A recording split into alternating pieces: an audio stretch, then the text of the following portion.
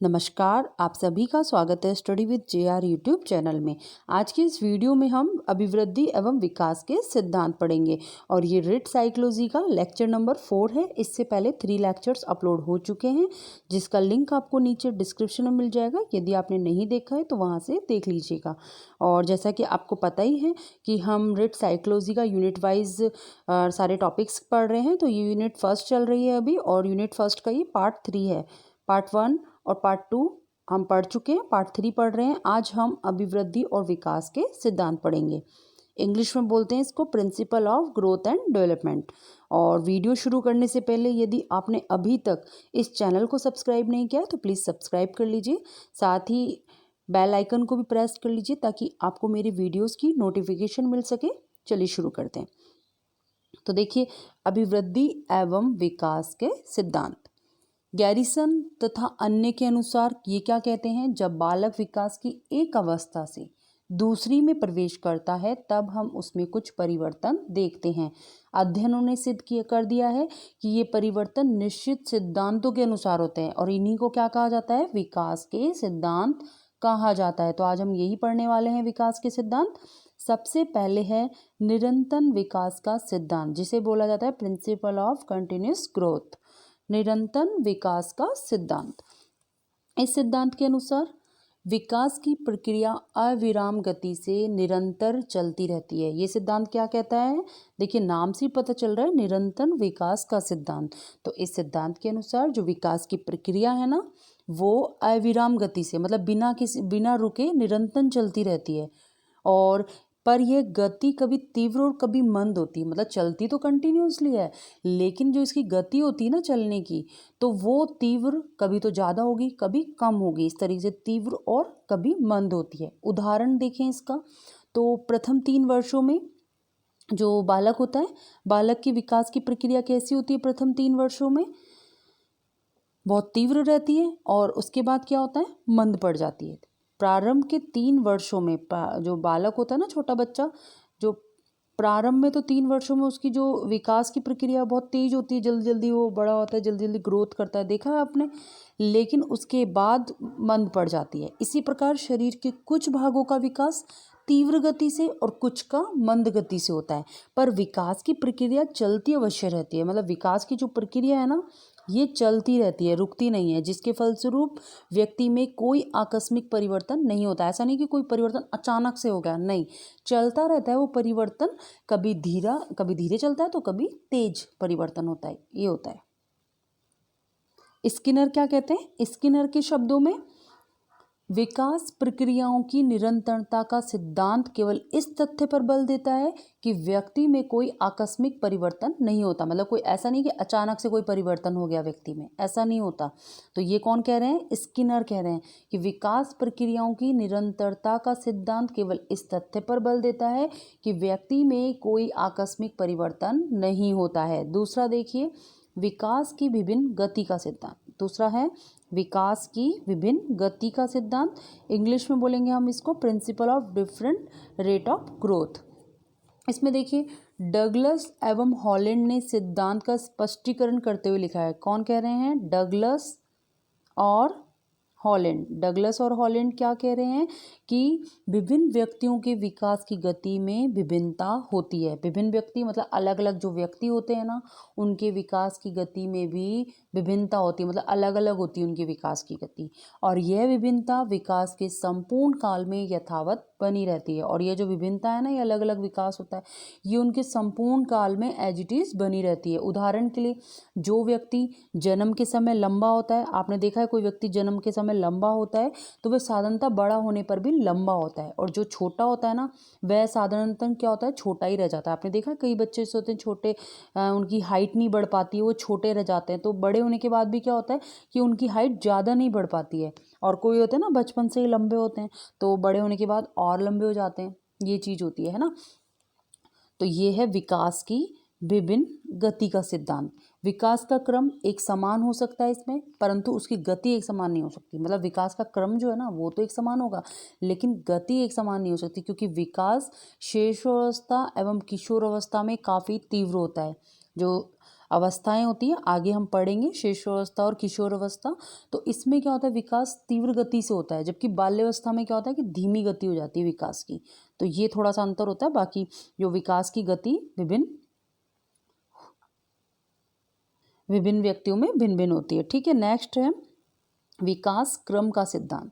विकास क्रम का सिद्धांत, प्रिंसिपल ऑफ डेवलपमेंट ग्रोथ, ये क्या कहता है, इस सिद्धांत के अनुसार बालक का गामक यानी कि मोटर और भाषा संबंधी आदि विकास एक निश्चित क्रम में होता है। विकास क्रम का सिद्धांत क्या कहता है कि इस सिद्धांत के अनुसार बालक का जो गामक और भाषा संबंधी विकास है ना, ये एक निश्चित क्रम में होता है। उदाहरण के लिए भाषा के विकास में बालक पहले सुनता है।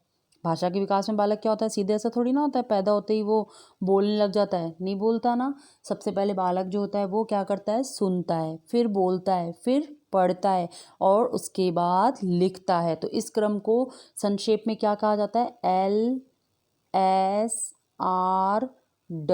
क्या कहा जाता है, LSRW। सबसे पहले बालक क्या करेगा, सबसे पहले बालक सुनेगा। जब भी आपने छोटा बच्चा देखा है तो वो क्या करता है, पहले बोलता नहीं है। पहले हम जो भी उससे बात करते हैं सिर्फ हम ही बात करते हैं, बच्चा थोड़ी ना बोलता है स्टार्टिंग में। सबसे पहले जो बेबी होता है तो वो क्या करता है, केवल सुनता है। सुनने के बाद जब वो धीरे धीरे 1 साल बाद फिर वो बोलने लग जाता है, थोड़े थोड़े वर्ड्स बोलने लग जाता है, शब्दों को बोलता है, फिर वो बोलता है।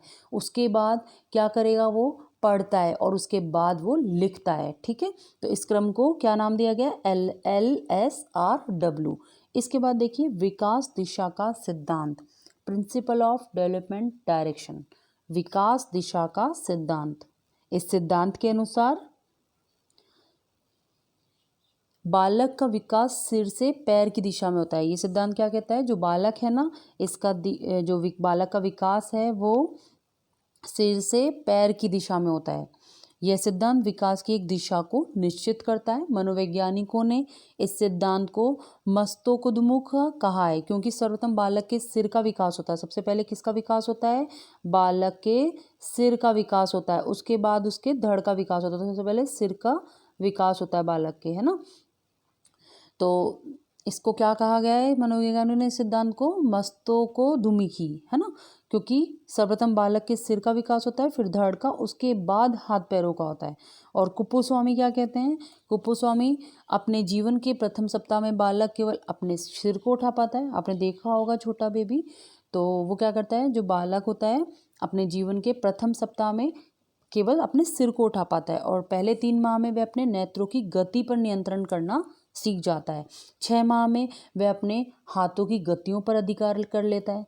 देखा होगा आपने, मूवमेंट होने लग जाते हैं हाथों के बच्चे के। फिर 9 माह में वह सहारा लेकर बैठने लगता है। 12 माह में वह स्वयं बैठने और घिसट कर चलने लगता है, और 1 वर्ष का हो जाने पर उसे अपने पैरों पर नियंत्रण हो जाता है, वह खड़ा होने लग जाता है। इस प्रकार जो शिशु अपने जन्म के प्रथम सप्ताह में केवल अपने सिर को उठा पाता था, वह 1 वर्ष बाद खड़ा होने और 18 माह के बाद चलने लगता है। ये किसने बताया है, कुप्पुस्वामी ने बताया। आजकल के बच्चे तो जल्दी चलने लग जाते हैं लेकिन ये कौन बता रहे हैं, कुप्पुस्वामी बता रहे हैं। ठीक है, अब जो नेक्स्ट सिद्धांत है ये है एकीकरण का सिद्धांत, प्रिंसिपल ऑफ इंटीग्रेशन। तो एकीकरण का सिद्धांत देखिए क्या कहता है, इस सिद्धांत के अनुसार बालक पहले संपूर्ण अंग को और फिर अंग के भागों को चलाना सीखता है। एकीकरण का सिद्धांत क्या कहता है कि सबसे पहले बालक अपने संपूर्ण अंग को और फिर अंग के भागों को चलाना सीखता है, उसके बाद वह उन भागों में एकीकरण करना सीखता है। उदाहरण के लिए वह पहले पूरे हाथ को चलाएगा, फिर उंगलियों को, और फिर हाथ और उंगलियों को एक साथ चलाना सीखता है। आपने बालक को देखा होगा कि पहले बालक जो मूवमेंट होते हैं वो पूरे हाथ का ही होता है, उसका उंगलियां नहीं चलाता, उंगलियां बाद में उसको यूज़ करना आता है। पहले वो हाथों को मूव करेगा, उसके बाद फिर उंगलियों से काम में लेगा, अपनी जो उंगलियां होती है ना उनको, फिर हाथ और उंगलियों को एक साथ चलाना सीखता है। तो ये कौन सा सिद्धांत हो गया, एकीकरण का सिद्धांत। नेक्स्ट है छठा, परस्पर संबंध का सिद्धांत। अब देखिए परस्पर संबंध का सिद्धांत क्या कहता है, प्रिंसिपल ऑफ इंटर रिलेशन। ये सिद्धांत बालक के शारीरिक, मानसिक, संवेगात्मक आदि पहलुओं के विकास में परस्पर संबंध होता है। इस सिद्धांत के अनुसार ये क्या होता है कि बालक का जो शारीरिक, मानसिक, संवेगात्मक आदि पहलुओं के विकास में परस्पर संबंध होता है, इनका आपस में संबंध होता है। उदाहरण के लिए देखिए, जब बालक का शारीरिक विकास होता है तो उस साथ साथ उसकी रुचियों, ध्यान के केंद्रीकरण और व्यवहार में परिवर्तन होता है होता है ना। जब बालक का शारीरिक विकास होता है तो उसके साथ साथ क्या होता है कि उसकी जो रुचि होती है ना, इंटरेस्ट और ध्यान के केंद्रीकरण, व्यवहार में परिवर्तन होता है। साथ साथ उसमें गामक और भाषा संबंधी विकास भी होता है। तो एक प्रकार का विकास अच्छा होने पर शेष विकास भी अच्छे होते हैं, और एक प्रकार का विकास बिगड़ने पर जो शेष विकास होता है ना, वो भी उसके स्वरूप भी बिगड़ जाते हैं। जैसे कि बालक का अगर शारीरिक विकास अच्छा होगा ना, शारीरिक विकास अच्छा होने पर मानसिक विकास अच्छा होता है, और मानसिक विकास से संवेगात्मक विकास अच्छा होगा, और संवेगात्मक विकास से सामाजिक विकास अच्छा होता है। तो मतलब ये जो आपस में संबंधित है, शारीरिक विकास, मानसिक विकास, संवेगात्मक विकास और सामाजिक विकास। एक विकास अच्छा हुआ तो बाकी के सारे अच्छे होंगे, और एक विकास अगर गड़बड़ा जाता है तो बाकी के सारे भी गड़बड़ा जाते हैं। इस सिद्धांत के अनुसार परस्पर संबंध का सिद्धांत। अब नेक्स्ट है 7वें नंबर पे वैयक्तिक विभिन्नताओं का सिद्धांत, प्रिंसिपल ऑफ इंडिविजुअल डिफरेंसेस। वैयक्तिक विभिन्नताओं का सिद्धांत क्या कहता है ये सिद्धांत? इस सिद्धांत के अनुसार बालकों का विकास और वृद्धि उनकी अपनी वैयक्तिकता के अनुरूप होती है। किसके अनुरूप? अपनी वैयक्तिकता के अनुरूप। वे अपनी स्वाभाविक गति से ही वृद्धि और विकास के विभिन्न क्षेत्रों में आगे बढ़ते रहते हैं, और इसी कारण उनमें पर्याप्त विभिन्नताएं देखने को मिलती हैं। यह है वैयक्तिक विभिन्नता का सिद्धांत। जो कोई भी एक बालक वृद्धि और विकास की दृष्टि से किसी अन्य बालक के समरूप नहीं होता। आपने देखा है, कई बालक देखे होंगे आपने, कई बच्चे देखे होंगे, तो वृद्धि और विकास की दृष्टि से वो सेम नहीं होते। जैसे कोई मान लीजिए सेम एज भी होती है ना, कोई 7 ईयर्स का बालक है या 5 ईयर्स का मान लीजिए, तो इन दोनों को आप देखेंगे ना, जब 5 ईयर्स का और ये भी 5 ईयर्स का है, 2 बालक हैं, इन दोनों का जरूरी नहीं है कि वृद्धि और विकास एक जैसा हो। ये 7 ईयर्स का है, कोई 7 ईयर्स का दूसरा बालक है, तो जरूरी नहीं है दोनों का सेम हो। तो कोई भी एक बालक वृद्धि और विकास की दृष्टि से किसी अन्य बालक के समरूप नहीं होता, एक जैसा नहीं होता उनका। स्किनर क्या कहते हैं? देखिए, स्किनर का मत है विकास के स्वरूपों में व्यापक वैयक्तिक विभिन्नता होती है। स्किनर क्या कह रहे हैं? विकास के स्वरूपों में व्यापक वैयक्तिकता भिन्नता होती है। अब नेक्स्ट है समान प्रतिमान का सिद्धांत, प्रिंसिपल ऑफ यूनिफॉर्म पैटर्न। समान प्रतिमान का सिद्धांत, एक इसमें क्या है, एक जाति के जीवों के विकास का क्रम व गति भी एक समान रहती है। मतलब जो एक जाति के जीव है ना, इनके विकास का क्रम और गति भी एक समान रहती है। मानव जाति के विकास पर भी यही सिद्धांत लागू होता है। मनुष्य चाहे भारत में पैदा हो चाहे श्रीलंका में, उसका शारीरिक, मानसिक और भाषा और संवेगात्मक वहाँ के वातावरण एवं निश्चित क्रम के अनुसार विकास उसका होता है ना। इसके अलावा देखो हरलॉक क्या कह रहे हैं? हरलॉक के अनुसार प्रत्येक जाति, चाहे वह पुरुष पशु हो चाहे या मानव जाति के अनुरूप विकास के प्रतिमान का अनुसरण करती है। हरलॉक क्या कहते हैं कि प्रत्येक जाति, चाहे वह पशु हो या मानव जाति के अनुरूप विकास के प्रतिमान का अनुसरण करती है ना। उदाहरण के लिए संसार के प्रत्येक भाग में मानव जाति के शिशुओं के विकास का प्रतिमान एक ही है। संसार के आप किसी भी मानव जाति का ले लीजिए, जिनके बच्चे होते हैं, शिशु होते हैं, तो उनके विकास का जो प्रतिमान मॉडल है ना, वो एक जैसा ही होता है, और उसमें किसी प्रकार का अंतर होना संभव नहीं है। इसके अलावा गैसेल क्या कहते हैं? गैसेल के अनुसार सामान्यतः 2 बालक एक समान नहीं होते, किंतु सामान्य बालकों में विकास का क्रम समान होता है। गैसेल क्या कह रहे हैं कि 2 बालक एक समान नहीं होते, किंतु सामान्य बालकों में विकास का क्रम समान होता है। अब नेक्स्ट है सामान्य व विशिष्ट प्रतिक्रियाओं का सिद्धांत, principle of general and specific responses. सामान्य व विशिष्ट प्रतिक्रियाओं का सिद्धांत, और इस सिद्धांत के अनुसार बालक का विकास सामान्य प्रतिक्रियाओं से विशिष्ट प्रतिक्रियाओं की ओर होता है। ये सिद्धांत क्या कहता है कि बालक का विकास सामान्य प्रतिक्रिया से विशिष्ट प्रतिक्रिया की ओर होता है। उदाहरण के लिए नवजात शिशु अपने शरीर के किसी एक अंग का संचालन करने से पहले अपने शरीर का संचालन करता है।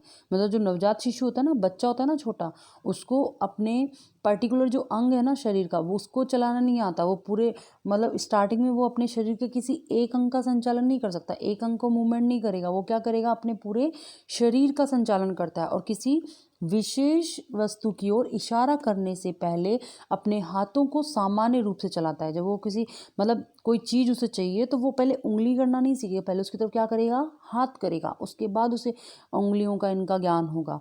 इस कथन देखिए हरलॉक क्या कह रहे हैं। हरलॉक का कथन है, विकास की सब अवस्थाओं में बालक की प्रतिक्रियाएं विशिष्ट बनने से पूर्व सामान्य प्रकार की होती है। कौन कह रहे हैं, हरलॉक।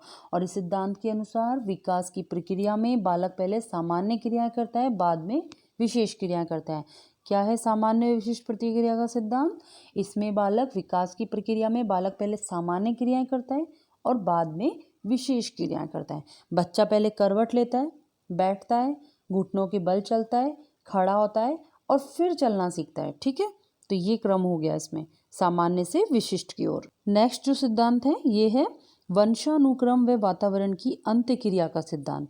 देखिए वंशानुक्रम व वातावरण की अंत्यक्रिया का सिद्धांत, और यह सिद्धांत क्या बताता है कि मानव का विकास न केवल वंशानुक्रम से हो सकता है और न ही केवल वातावरण से हो सकता है, बल्कि मानव विकास जो है वंशानुक्रम व वातावरण की अंत्यक्रिया का परिणाम है।